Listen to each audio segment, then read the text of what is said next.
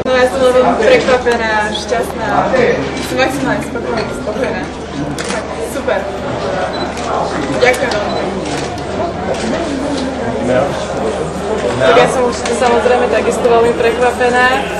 Mala som iné typy na prvé tri miesta, na prvé určite nie. Ale nie, som šťastná. Ja som veľmi šťastná a stále si to ešte neviem pripustiť, takže... Ale veľmi som šťastná, že som tento titul vyhrala. Som to nečakala. Čo čakáš, tento rok bude náročný? Určite bude, pretože končíme vysokú školu, takže určite bude tento rok náročný. Bolo to skvelé, ja si normálne na generálke sme trošku boli vystresované, ale teraz sme si to strašne užívali a ten večer strašne rýchlo prešiel. A bol to fakt krásny večer. Hanka?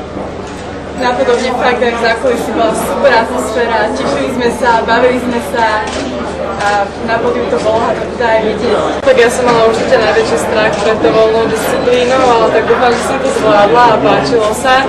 Ale myslím, že dievčatá sme si strávili veľmi dobrú atmosféru, jak v zákulisí, tak aj fanúšikovia s nami nás dosť podržali. Sme si to užili, to finále. Som veľmi šťastná, že som to mohla vyhrať a určite keď prídem domov sa dobre najem a stretnem sa s mojimi blízkymi.